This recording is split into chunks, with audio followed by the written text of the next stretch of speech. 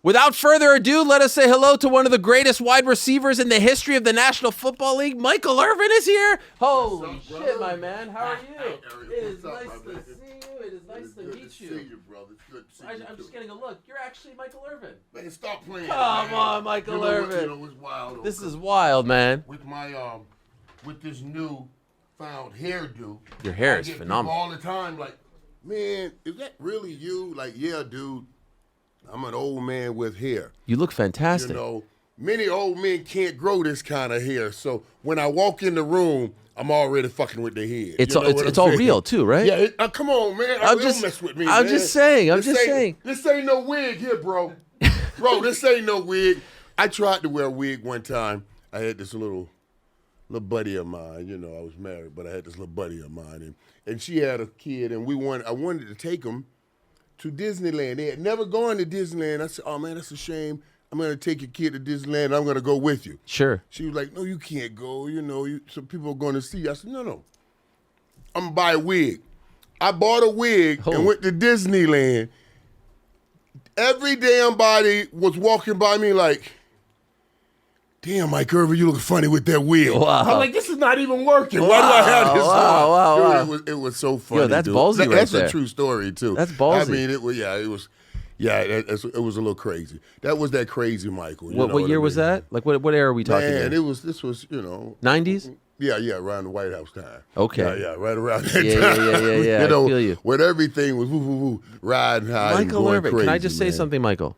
What's that, buddy? This is amazing. Thank you for coming. Oh, man, listen, man, I'm a big fan of yours, man. You know who I am? Stop messing around, man. Stop messing around. This is crazy, my man. You know, I love MMA. I know you do. I'm going to ask you about that. Yeah, but I do have to say, in the 90s, I'm a 43-year-old man. Yeah, Can I be real with you? Man. Can I be real with you? Yes. I fucking hated you, man. I can understand that. I'm a Buffalo Bills fan. I whooped that ass. Born and bred. Fuck, man, I hated you. And my whole family were Cowboys fans. My older brothers, Mark and David, were Cowboys fans, man.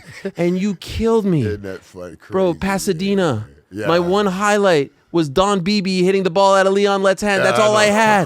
That's all I had. Atlanta the following year, I'm a real true Bills fan. The following year, we were up at halftime. You were up. We were up at halftime. I thought, please, God, just one. All I want is one. God. All I these feel years for later, that, Mike, man. I'm still searching for that one. And that's why I'm going to tell you something, Ari. I swear, I felt Josh Allen after that game last year. Against Denver. Man, I felt that, man. He was crying like that. Oh, God, man. And that makes me love him. I love him. I love him that he cares that much, that it matters. Even watching basketball right now.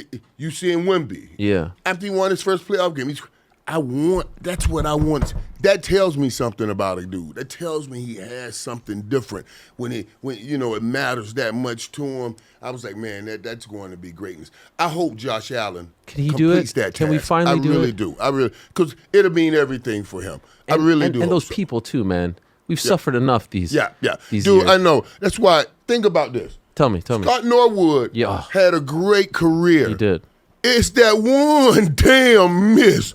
Your kids are going, this all they're going to hear about is your dad missed that damn kick and we never won, because that's the one you should have had. Absolutely. After Lost that, by 2019. We weren't going to participate in letting you get one after that. You should have gotten that one with the Giants. And you know what? Tampa. If we would have gotten that one, I think everything changed. Everything changed. I think everything would have been different. I think we beat Washington, and I think we beat your asses. I can't believe I'm sitting next to you here. No, you would have never beaten us. No? But you had a shot Maybe at the the fourth one? Maybe the fourth one? You don't think so? No chance? I did. Thurman lost his helmet. That fourth one, Yes. they had a chance. We had a chance against you. Had a chance. But we came out. Remember that second half we Yes. came out? Yes. And we were like, we're just going to run Emmett right up the middle of the field. And we ran right down the field. There was no worry? There was no cause of concern? Yeah, it was. At halftime, I remember walking in with Big Eric Williams. And we were down, like you said, at half. And I was like, I looked at Big E. I said, big fella, you think we enjoyed a little bit too much Atlanta? He said, I don't know about that, but we better get our ass back out here and do something and win this game, because that was a hell of a game. And Big E had missed the meeting that game, and Jimmy Johnson, if you miss a meeting, you don't play. And he came in, and he was like, Big E's Mr. Meeting, you know the rules, and everybody was so down, and we were depressed. And then he finally said, "Fuck those rules, not right now. Wow, we need him, and really? we're going to play him." Because Belichick did that all those years later. Yeah, that's what Belichick gets it from. Yeah, Belichick and Jimmy, they're great friends. But winning is most important. That's it. Jimmy is a grave that instilled that in us. I used to tell my boys, listen, man, I don't need any friends if you can't help me win. That's just what it is. I will go in there and tell on you in a heartbeat and get you out of here if you are messing around. That was the reality, man. And that's what it takes to win at that level. Which was the best? I believe it was Pasadena, Atlanta, and then you were Tempe, right? Yeah. Which was the best? Which was the best Super Bowl week? Which one did you enjoy the most? Well, the lead up. Everybody will tell you it's always the first. The first is the first, and it happened to be right here in Hollywood and Pasadena, and man, I'm going to see Rhonda in Venice right now. We'll practice this later on today. You're going to the open workouts. Oh yeah, I love Rhonda, man. I love her. And I'm gonna go see some workouts and go be about like a man on the streets, like what you do. Oh, I love this. I love that stuff. And I used to stay when we did the Super Bowl. I stayed right there at the Santa Monica, right there on Santa Monica. Oh my God, it was that Super Bowl. The build up. Yeah, it was the best thing. That was the best. When did you go to bed? One. What's that? Did you go to bed even? Yeah, I did that one. Now you know what? Because remember, the third Super Bowl is the one that I say Miss Arizona cost me my MVP. You know what I mean? I had a rule like after Wednesday, no weakening the legs. No hanky-panky. After Wednesday game weekend, it was Miss Arizona. I went a little later in the week. What was it, Friday, Thursday? Thursday night. Now one day makes all the difference? In my mind. Because you were thrown off. And I got a pass interference. Yeah. On Cornell Lake on a Action 8. If I score that touchdown, maybe I get the MVP. And I got a pass interference. I was arguing with the ref like, and then later on I was like, damn, how did you see that? That was certainly pass interference, right? He was like, Michael, it was, right? I said, yeah, it was. It was certainly because I grabbed him and yanked him down, and I don't know how the guy saw it, but you're like those fighters. GSP says weeks before. I love GSP. No hanky panky. But your rule was Wednesday. Yeah, because Wednesday was my rule. I can get it right. Some of the fighters go weeks in advance. You can't do that. I'm strong, man, but I'm not Hercules. I can't do that one. No, I don't know about that one right there. Not weeks. That's what they do. Yeah. They believe in it strongly. Yeah, and I do too. I tell people I do too. Usually I'm pretty good, but like I tell them, sometimes the IAN can get me, a Colombian, Brazilian, Italian, Puerto Rican. Sure. Usually I'm pretty strong unless I run into an IAN. Oh, an IAN. Yeah. I didn't know what you were saying. A Brazilian, Italian. Yes. One of them. Yes. I feel you. That's why it was. Once I got the money, it was good that I got out of Miami and went to Dallas. Yes. All the IANs are in Miami. You know what I love about you, Mike? You're a true fight fan. I saw you tweeting about Josh Van and Tatsuro Taira UFC flyweight title fight on Saturday night. Dude. Did you see that fight? Of course, yes. Dude, that was... The output, the action. Oh, my God. It was crazy. Like, man, I was like, I don't know that I've ever seen a better fight than this right here. This is some of the greatest stuff I've ever seen. And fighting is different, man. And remember, Dana brought me in a while back to do a speech up in Vegas, and I was telling him, man. To the fighters. Right, to the fighters. Yes. And Dana's my guy, man. I love Dana. He's always been a great man. Sometimes I feel bad because I'm calling him all the time for tickets. I'm like, Dana, let me do something. Let me give something to your chat. Oh, Michael, don't worry about it. Just keep coming. I know you love the fight. I went to Brazil. Dana helped me set up, go to Brazil to see. That's when Ronda fought. What was that? Betch Correa. You were there. Dude, what? She starched her. And that was the first stand-up, hands-up fight she had. You went all the way for that? Yes. Are you joking? I didn't realize you were that hardcore. Dude, that was one of the greatest moments. Wow. I've had. I was there too, in Rio. In Rio, it was electric. Wow, man. I was like, whoa, that was I took my sons over there, man. We had a great time. That was my first time laying on Rio Beach with my boys and going to that fight and then watching her. Because remember, everybody was saying talking about Ronda always arm bar. She always arm bars everybody, right? Yes. But when they were wondering about her hands, that was a straight stand-up beat down. And Beth caught her one time pretty good, and and they stayed, and then Beth hit head first on that canvas. I was like, that place went crazy. It was unbelievable. They loved Ronda there, even though she was fighting a Brazilian. I know it, which was shocking. You know what? I had Ronda on my show, The White House, and on Netflix. On Netflix, and area, I was asking about it because I loved her. I followed her around like that and watching these fights. And I used to always say, man, she was so big. I don't know if they understand how big Ronda Rousey was at that time. And I can only imagine the kind of pressure that she was under. You know what I mean? That was actually her last win, by the way. Right. The next one was Holly Holm. It was Holly Holm. And then Amanda Nunes, and she didn't fight since. And she didn't fight since. So that's actually her last win. And it was her greatest. Her last win was her greatest because it set her apart. And then maybe even gave her overconfidence in her hands when she going up against Holly and Amanda, and she tried to stay and fight instead of. I didn't know you knew this much. A lot of these celebrities, they just show up to the fights. They you know everything. No, I'm watching the fight. You flew to Brazil to watch that fight. I didn't realize that. What do you like better, MMA or boxing? Oh God, it's not even close anymore. It's not even close. Like which one? MMA? MMA is not boxing totally out. Because Dana's going to try to make the fights that people want to see, and in boxing you just don't ever get that. You don't ever get it anymore.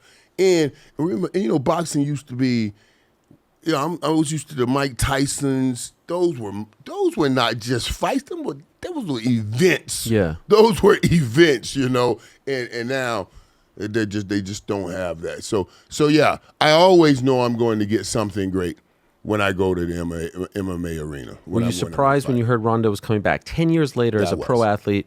I was. Gina, 17 years since her last fight. Right, I was. How difficult is that as an athlete to come back after a decade plus? I couldn't even imagine. And you know what my concerns would be is not just my skill set, but my heart, like my cardio. I would be worried about pushing myself, and how can I push myself like that?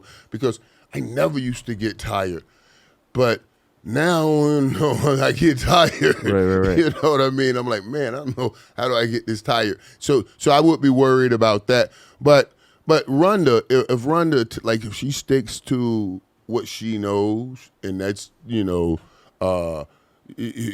grappling and everything in this fight, and I don't know if she says it's one and done. Yeah. One and done. But do you believe her?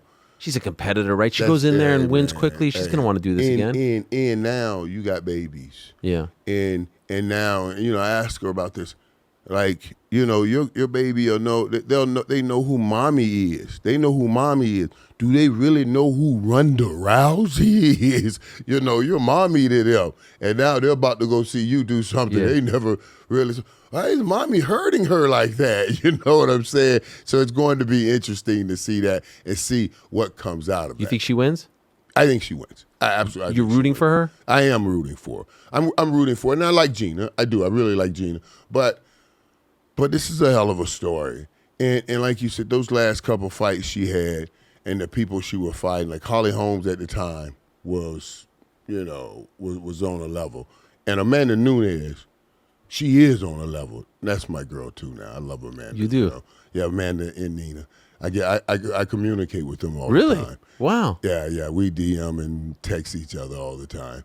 You remember Amanda was in Dallas? Yes. And when she won back her belt in Dallas. Yes. And at that fight, after the fight, oh my God, I was so upset.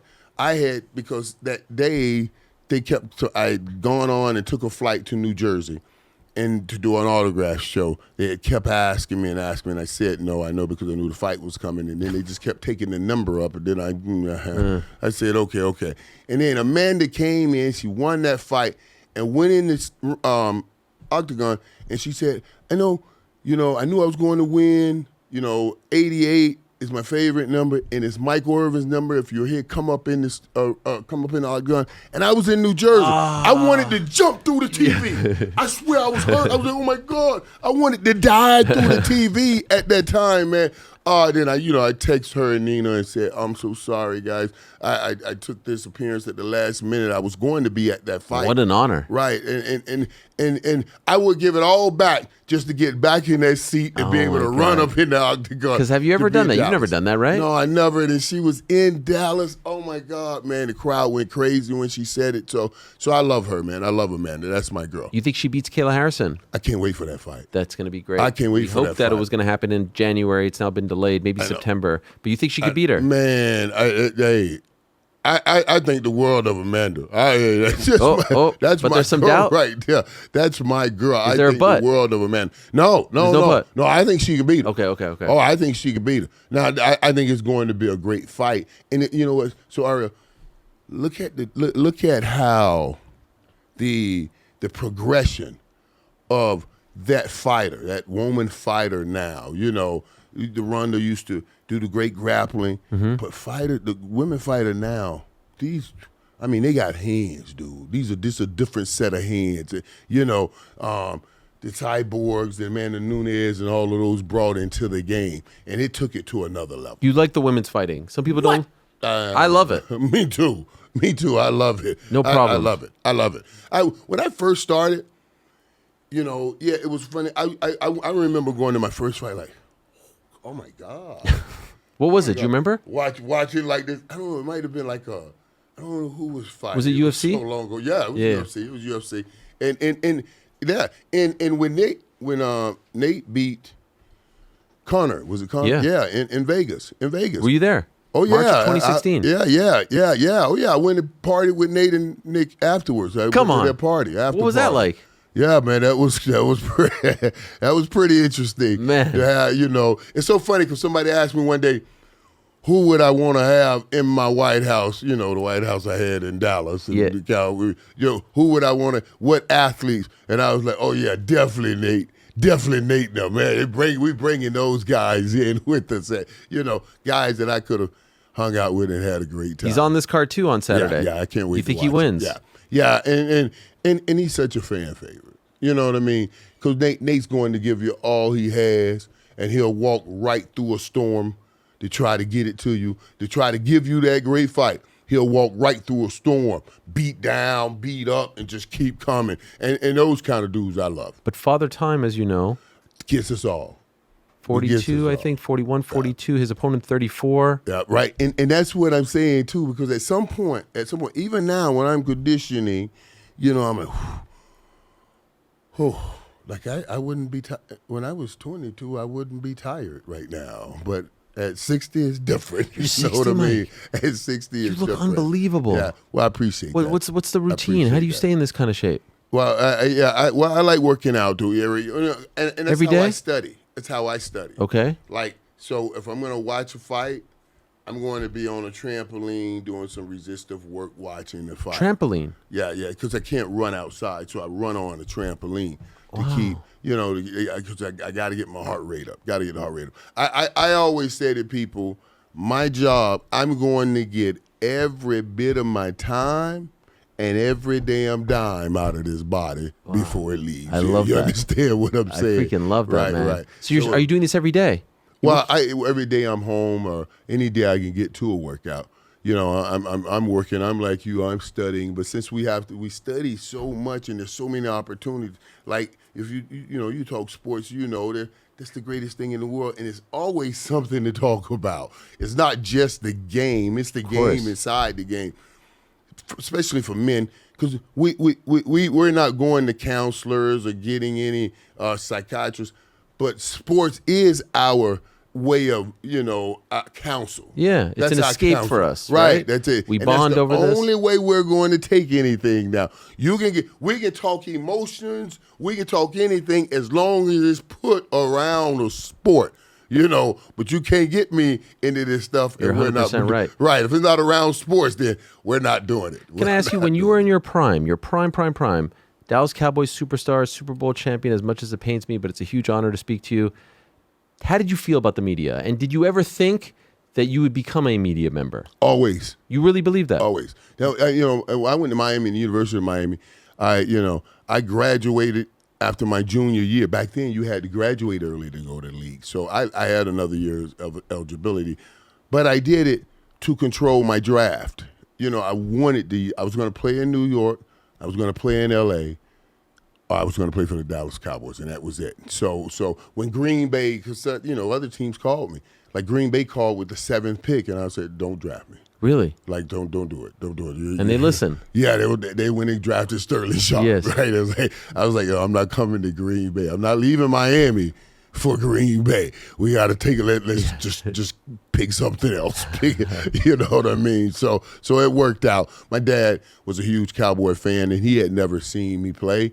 And so he was, and I would always when I made a catch, visualize in my mind he and I sitting watching Drew Pearson make a play. Wow. And Drew, every time you say, "Son, that's clutch. I told you he always makes a play," So I would try to replace that moment when I made a catch on the football field because he never watched me play. Wow. So every time. So, yeah, it was, and it was so amazing. It was amazing that I got number 88 when I got to the Cowboys because he was such a big Drew Pearson fan, and then Drew and I got very close. So for me, it was almost like having a little bit of a relationship with my father again. What was the relationship like with the media when you were playing? How would you describe it? Well, my relationship with the media was good, until I got caught up in that hotel room and everything went a little sideways then. But did you feel betrayed? No. You know what? I didn't understand a lot. I remember Dale Hansen, who was the big guy, and he was a very good friend of mine, in Dallas, sports guy. And Dale and I had been hanging out and having fun and drinks before, and all of a sudden now this comes down, I'm watching TV, and Dale's killing me. Man, that's a problem. I said, "What the hell is he killing me for? He was there sometimes." Not at the White House, but we've hung out and had a good time. And I talked with Dale after. I said, "Man, why did you kill me?" He said, "Well, you got caught."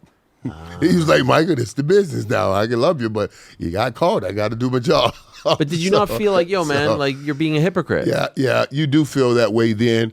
But I understood now. I understand more now. You know what I mean? In the business, I try not to be that way because in this business, it is crazy. And what I try to do is say, I understand now when I see young men and the pressure we put on young men. Because I used to think about it when I was playing. I was like, dude, you guys know where I come from and what I've been through and what I've done to get here. And a lot of young men have come out of hellholes to make it in the NFL and went through stuff. I said that's to be applauded.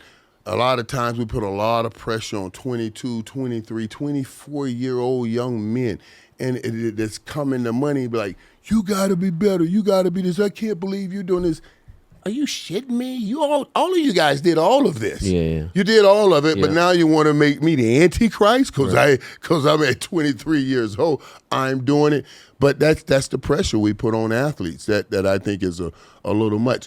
We should be giving these guys great praise for coming out of some of those hellholes, but we put a lot of pressure on these 19, 20, 21-year-old kids to be perfect with all that money, and it's just not going to happen. And so even in your playing days, you believed you'd be a media member. You wanted to do that. That's my major was BMO, business management and organization, but my minor was in communications. It's the most powerful thing in the world is right here, what we're doing. Yes, sir. Think about it. Wars, everything in this world that has happened starts with a conversation, starts with this right here, communication. And if you can't do it, it's going to be an issue. We got wars going on because two men can't communicate correctly, and we're losing millions of lives. Yes, amen to that. Can I ask you, do you ever have trouble being critical of people you may like, but you want to tell it like it is? You're known for being someone who tells it like it is, but you know what it's like for them, but you got to keep it real, and you got to do the job, and you got to ask questions, and you got to be a little bit hard. How do you balance all of that, knowing what it's like in your prime? Because there are ways to deliver anything, and even in business, you keep the main thing about the main thing. Speak to the issue, not at the person. And there's a difference there. You get people sometimes speaking not to the issue, but even at the person. Come on, you know what? You're always late, and it affects, and it shows in your work. And this kind of, just say, hey, the tardiness is a problem. You're always late is a whole different thing. If you start getting personal, you say we're having an issue with the tardiness, and don't speak. We're speaking to the issue, not the person. Like, what's going on with you? You're always late. We can't have these problems. Now you're talking about a person as opposed to, this is our third time being tardy. What's the issue here? Why is this happening? Just try to stay focused on the issue. I'm trying to help the person, but I'm staying focused on the issue because we take things personally. Who's a dream interview for you? Someone that you've not spoken to? Man. That you'd love to speak to? That I would love. That's a great question. That's a great question because there's, who would I love to sit down with? Actually, if I could sit down and interview anybody, and I know people, it would be Bill Belichick. Wow. Because I think this is fascinating. It's fascinating. Tell me, what's fascinating? Everything about Bill. Currently? Everything. I would love to interview him right now.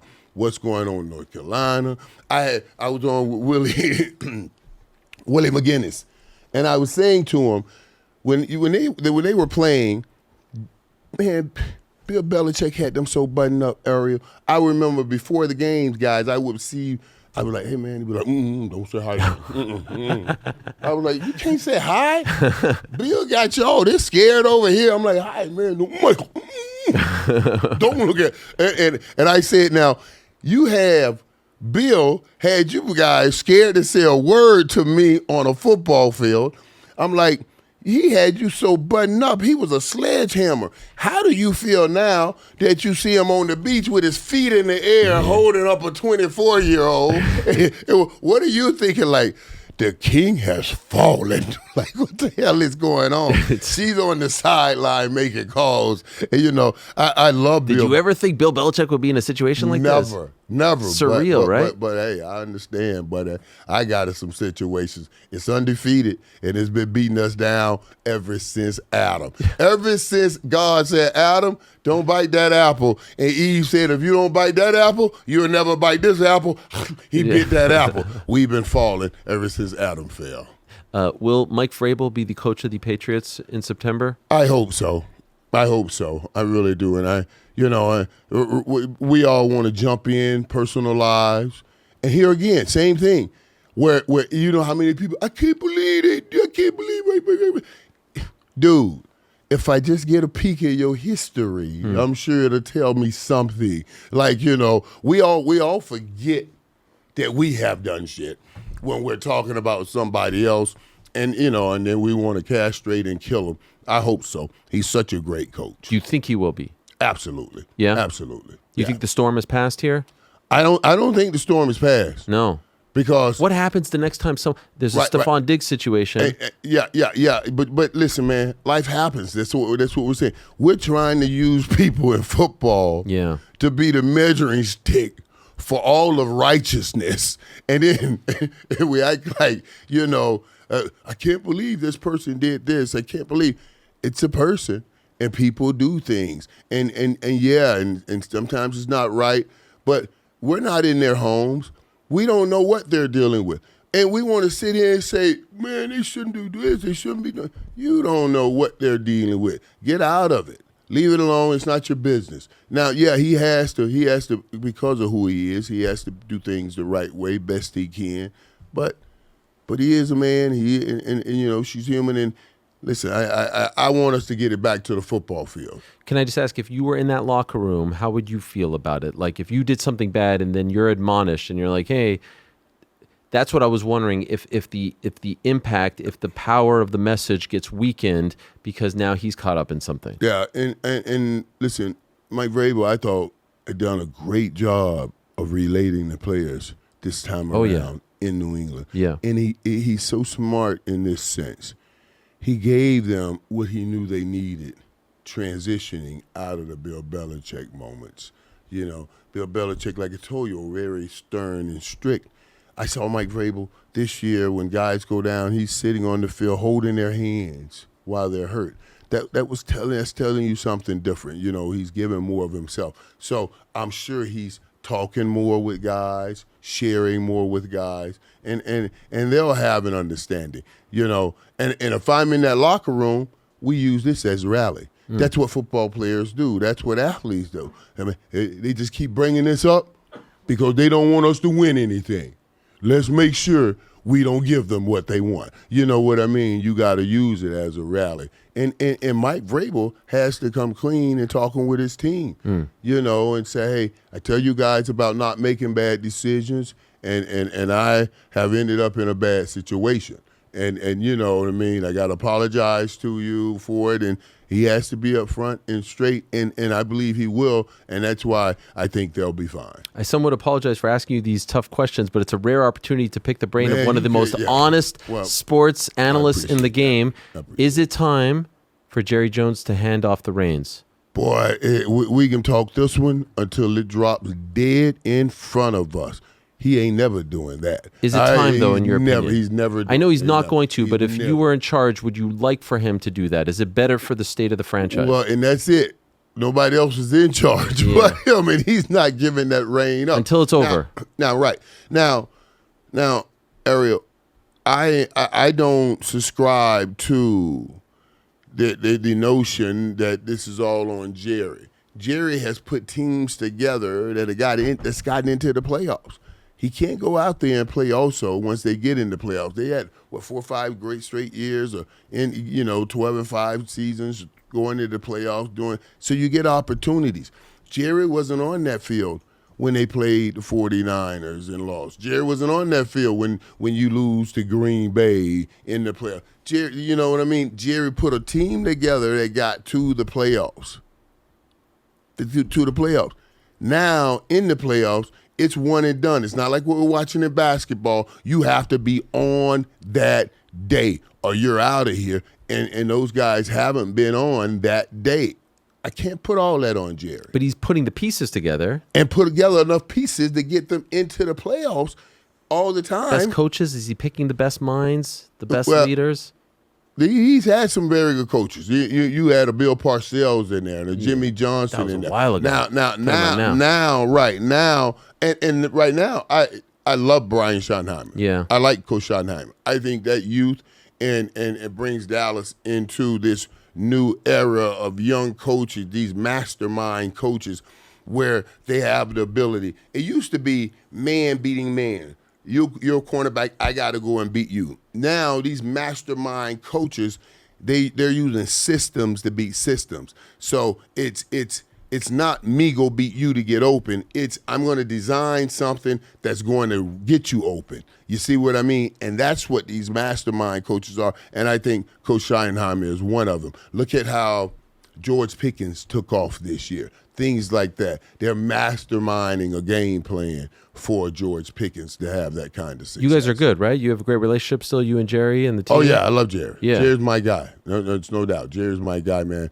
I love Jerry. We still do business together to this day. So, and Jerry and I love him because, I was a young guy when Jerry bought the team. I was, it's my first year there.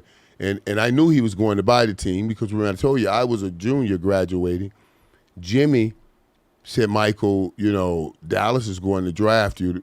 And he says, he says, go to Dallas because I'm going to come the next year. So he told me I got an oil buddy that's about to buy the team.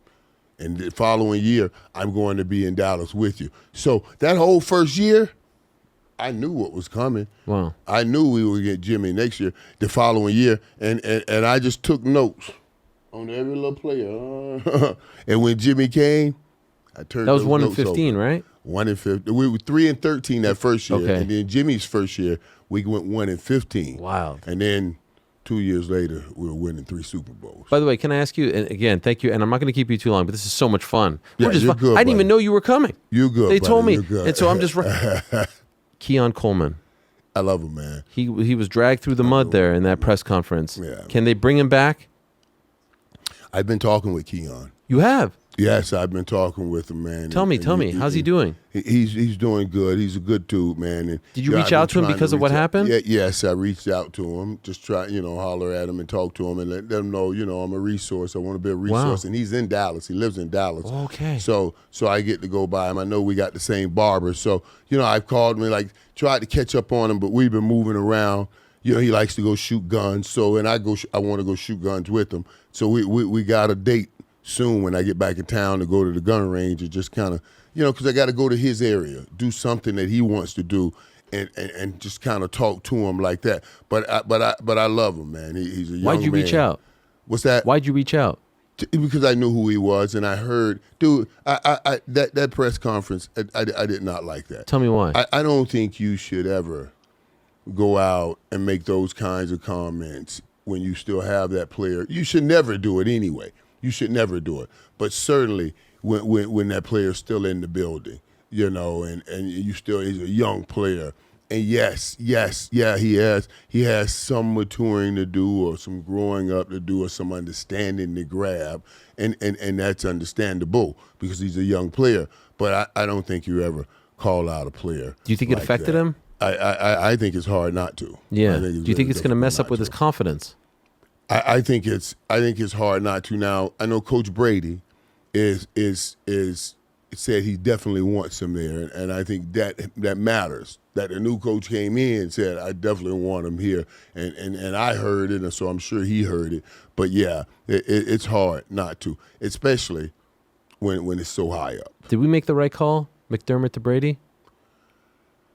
I think so. You do? I do. Why? Because we went as far as we could with McDermott? Because harmony at that quarterback position is everything. That's why I was happy even that Schottenheimer got the job here, and because that gives Dak some kind of control, like, okay, this is my guy. That's what Josh and Coach Brady's feeling. We're together. Okay. We're together now. And I believe that he needed that. As opposed to bringing someone in, somebody new, and starting it all over again. He understands the pecking order on that team. Coach Brady does, and that'll help a lot. You know what it's like to go up and down, trials and tribulations, bounce back. There's a guy named Conor McGregor who's had some ups and downs, and he's coming back. Yeah. Can he restore that glory, or is it too much, too long away? 5 years since his last fight, a very serious injury. What do you think? Him versus Max Holloway. In the last few times, you fall. It's almost like some of that shine got knocked off, with the way, of course, nobody could beat the monster, Khabib, It just, it for him, if you're Conor, it's like just let Khabib, just get him out of here, and then I'll come back and do some work. As long as Khabib is gone, I'll jump in. That was a mug. That was a fight. That fight right there, you could feel. They hated each other. They hated each other. They weren't hugging afterwards like we saw on Saturday. They wasn't. You saw that, right? Yeah. What'd you think of that? Dude, yeah. It's just because I know the feelings and emotions that went in, where the guy kept saying, he tapped. And Khabib wouldn't let him go. Like, I'm not letting this go till he's dead. That's basically what he was saying. Yeah. I was like, he's not going to let him go. He tried to choke him to death, literally choke him to death. So when I wonder how real it is, because I knew that was real. Okay. I knew that hate was real. I don't know about this placate, but that hate was real when I saw it in that. Do you believe that there's certain things that shouldn't be talked about in building a fight, or is everything fair game? All's fair in love and fight promotion. I think you better know who you're dealing with. And Khabib ain't the one to be dealing with like that. You know what I mean? Because you understand how he is. You understand what he is about his religion and all those. And you go into those most sacred places with a man like that. That's not smart business. That's just not smart business. So, yeah. And Conor was a master at that. And that's what I'm saying. You gotta be, when you're a master like he is at trash talking and everything, you have to deliver. You can't master trash talk and then get beat like that and then expect to stay up here, because now you can't go into the next fight master trash talking again. Great salesman, but you gotta deliver on the sale in the octagon, and you haven't had a chance to do that. I would love to see him come back, Bless ain't having that. You think Bless gonna participate? You think Bless I'm just going to participate and give y'all this Conor McGregor return. Bless ain't having none of that. Yeah, this Bless is crazy. finna be throwing like a mug in there. You know what I mean? It's crazy how much you know. You remember, dude, what was that? That was that fight, Bless, when who was he called? Justin Gaethje. Gaethje. Yes. Called him in the middle of the ring. Let's UFC go right 300, here. And they went him. swinging, dude. That kind of stuff. Look, I get chill bumps. Yeah, I see it. I get chill bumps talking about that. You gonna watch that White House card? Not, man, I not love it. I want, dude. I'm worried about that too. I'm glad they put the big fella on. Alex Pereira. Right. You know. I'm Josh Hokett. No, yeah, but he's fighting big Derek Lewis. Big Derek Lewis. Big Beast. I know. I know what you just did, by the way. I love that old Black Beast. I love. He's that crazy. Sounds funny. He's right? a Houston guy. Yeah. And dude, I just don't. I want to know what American fighter gonna win at the White House. Yo, we've been talking about this. You see I don't think the Americans winning in the main event. With all due respect. Right. That's what I'm saying. I'm a little worried Ilya about Topuria. that. That's why I wanted I wanted John in this. Yes, somewhere. John versus Alex. Yeah, I wanted that so. I wanted that so much, man.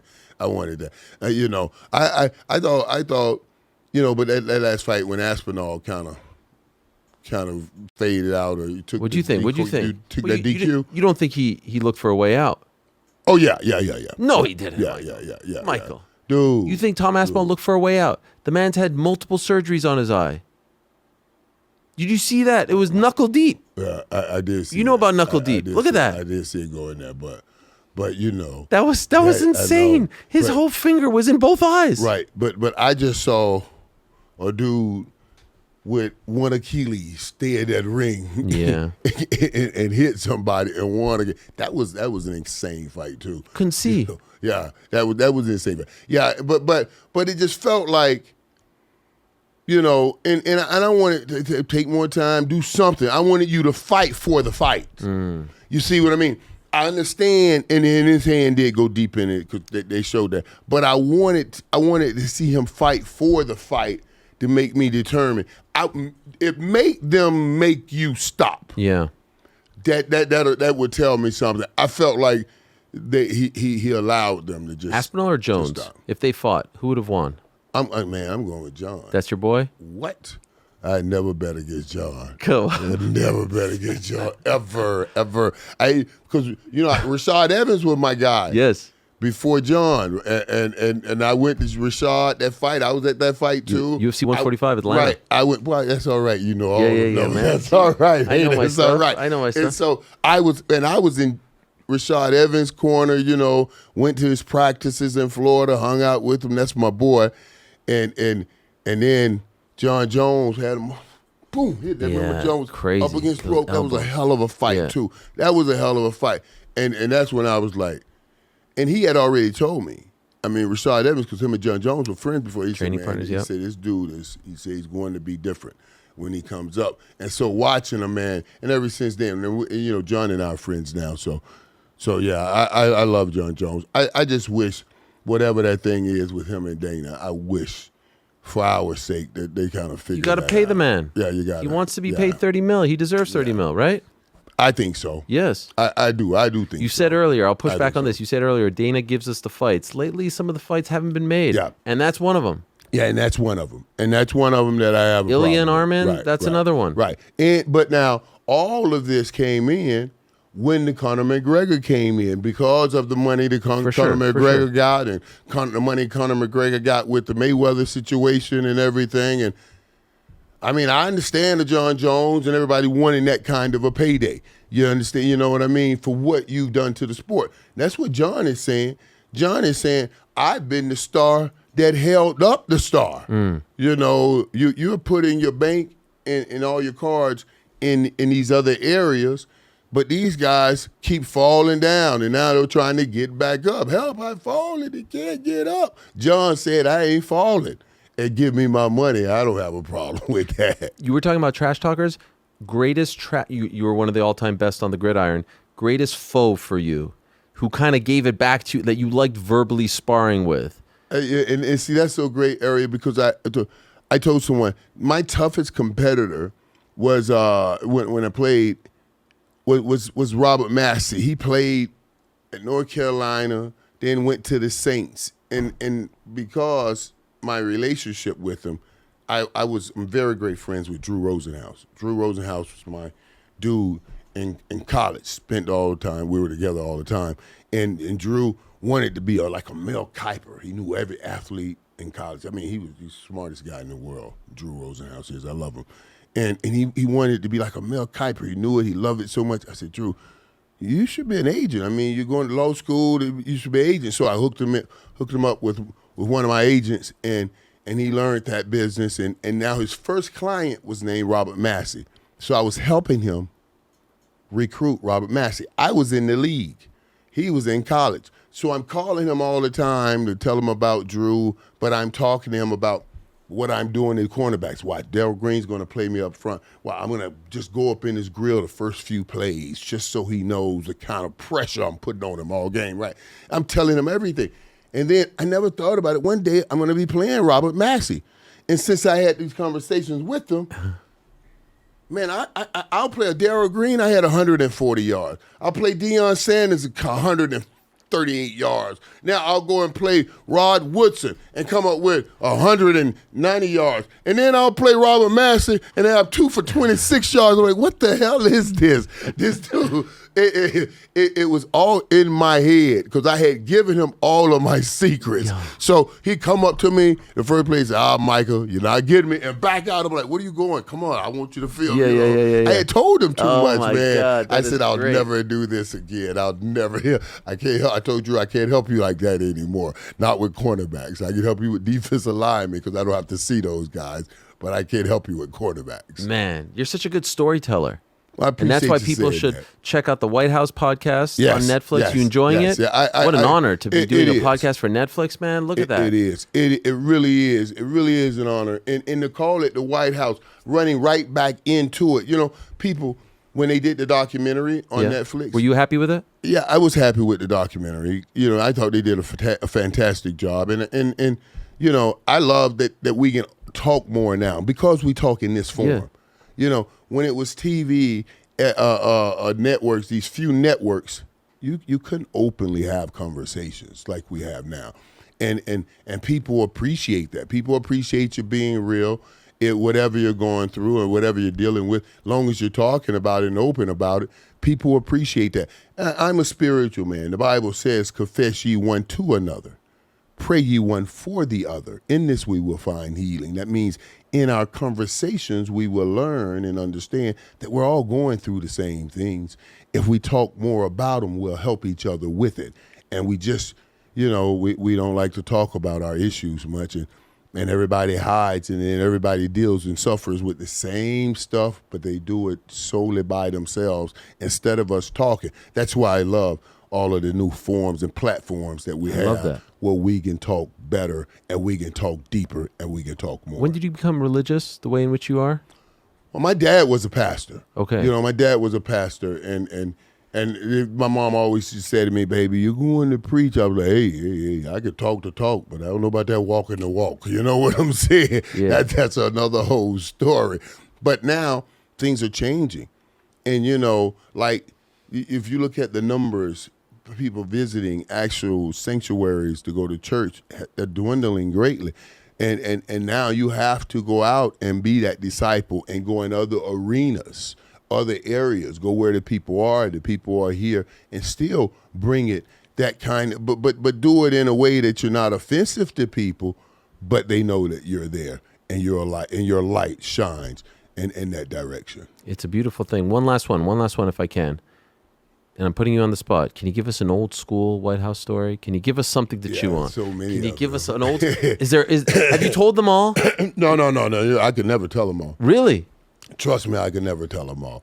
Yeah, I have to try to discern what can you tell. Okay. You know, a lot of things you can tell now. A lot of things you can tell now because, like, my White House, like all that went on. Okay, they got Love Island now. Yeah. That's basically the White House a little bit on steroids. You know what I'm saying? That's all that is. I'm just a little bit before my time. You see what I mean? Because in Love Island, the guys, they're sleeping in every room with every girl. Yeah. Man, what I was doing at the White House. What are we talking about? That's what we were doing at the White House. So I was like, this is kind of like what I was doing. But I guess now you can put it on TV. You know what I'm saying? We had Ric Flair on the show recently, and I asked him about Wilt's number. And he's like, I blew by Wilt's number when I was 39. Who, Ric Flair? Ric Flair. I love my boy, the man. freaking That's nature boy. That boy's going. Hey, he's still going. Still running. He's still going. He's still freaking going. I saw him a couple weeks ago. I was with him at an event in Tampa. He walks in. Rick, the man. He walks in with a little, you know what I'm saying. And then I was like, Rick said, leave my girl alone, Mike. Oh, don't bother her. You know, Rick's still going, man. That's Ric Flair says, man. Space Mountain may be the oldest ride in the park, but it still has the longest line. That's what Rick says. So you didn't tell me a story, though. He is right, man. That's funny. I never thought about it that way. I usually say, that's funny. Because Rick is a little older, like I'm getting older. I always say to myself, like, dude, no matter how old you are, the women are after guys way older than you. And you like who that? They're after the Ben Franklins, the Thomas Jeffersons, all the people on dollar bills. They're older than me. You catch them old guys, you can get the young girls. And I caught the old guys. So now you know. So that's what Rick has said. Rick knows. The Space Mountain, the oldest ride in the park, but still has the longest line. So give us something on the way out. What do you got? You trying to change the subject on me, Michael? No. There's so many stories, man, that we have at the White House because, like I said, it was Love Island before Love Island, and we did, we had some of everything. I tell you what, somebody was asking me the other day who has never come to the White House. I can tell you that. Troy Aikman has never been there. And Shut up. And let me tell you now. I tell you. Troy Aikman was so popular when we were winning. We would come back from games, and Troy would have naked women at his house. They broke in his house. They're sitting on the pool. What? And I mean, this would happen all the time. Troy calls the police. What would you have done? Come on. Troy calls the police. He comes to practice the next day. We hear about it. We're like, what you calling the police for? You had all our numbers. Why, call us first. If we come over there and fix that problem for you. You see what I'm saying? If you got that kind of a problem. But Troy, he was so... That's amazing. That's why... But I love him, man. He was so straight. He was just the straightest. I've never seen anyone that mature at such a young age, man, as Troy Aikman was, and directed. There's no way I would have called the police. That would have been the last person I called. He reminds me of a young Josh Allen, dare I say. Yeah. Leader, straight. And that's why I love Josh. And I just see how much he cares, man. So I do. I really believe, I hope he gets one. And I believe he can because he's just a phenomenal player. As I say goodbye to you, Michael, I have to give a shout out to my brother, Mark, David, and my cousin, Albert, who will never believe when this is over that I spoke to you for an hour.